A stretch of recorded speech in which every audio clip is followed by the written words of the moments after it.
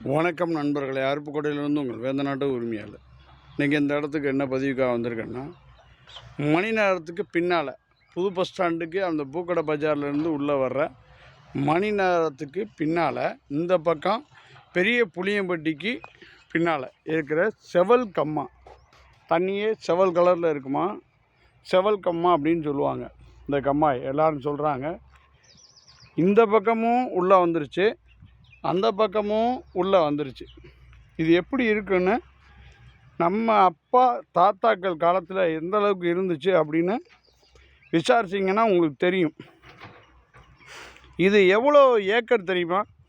இந்த செவல் கம்மாய்ங்கிறது எல்லோரும் சொல்கிறாங்க 22 ஏக்கர். இந்த செவல் கம்மாயோட சுற்றளவு 22 ஏக்கர் சொச்சம் அப்படின்னு சொல்லியிருக்காங்க. ஏன்னா அதுக்கு முன்னால் எவ்வளவா இருந்துச்சுன்னு தெரியல.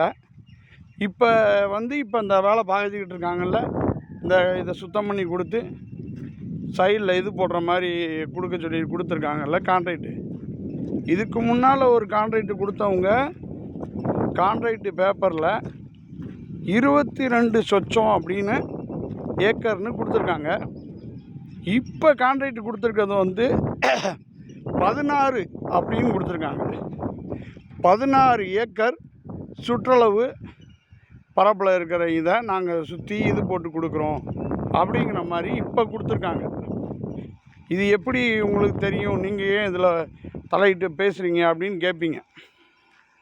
இந்த ஏரியாவில் இருக்கிறவங்களுக்கு புளியம்பட்டி, மணிநகரம், அன்பனகர், நெசவாளர் காலனி இந்த பகுதியில் இது இருக்குன்னா தண்ணி நீர்வளம் நமக்கு தண்ணி கண்டிப்பாக நல்லா நம்ம போரில் ஊற்றுக்கு வரும், மக்கள் வாழ்கிறதுக்கு பயனுள்ளதாக இருக்கும். இதை கொஞ்சம் கொஞ்சமாக அழித்து மொத்தமாக மூடிடுவாங்க. அவங்க எதுக்கு இதை பண்ணுறாங்க அப்படிங்கிறது நமக்கு தெரியாது.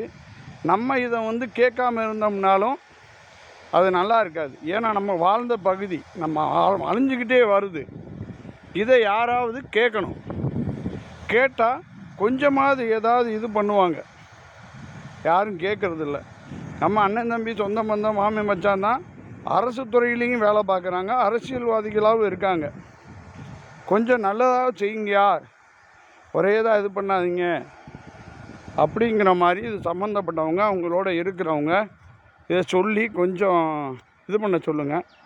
ஏன்னா இன்றைக்கி மணி நேரத்துலையும் அந்த அன்புநகர் பகுதியிலையும் சதுரடி 2000 ரூபா போகுது. ஆமாம், ஏன்னா பிளாட்டு போட்டு எல்லாத்தையும் விற்றுக்கிட்டே வராங்க, மொத்தமாக விற்றுருவாங்க போல். 22 ஏக்கர் சொச்சத்தை 16 சொச்சம் ஆக்கியிருக்காங்க. இன்னும் முடிகிறதுக்குள்ளே எவ்வளோ ஆக்குவாங்கன்னு தெரியல. கமெண்டில் சொல்கிறவங்க சொல்லுங்கள். மக்களுக்கு ஊருக்கு நல்லது நினைக்கிறவங்க கண்டிப்பாக இதை பெருசாக எடுக்கலைனாலும் ஓரளவு தெரிஞ்சாவது வச்சுக்குங்க. மொத்த இடமும் போயிடும் இல்லைன்னா. இது சம்மந்தப்பட்டவங்கள்ட்ட பேச முடிஞ்சால் பேசுங்க. நன்றி, வணக்கம்.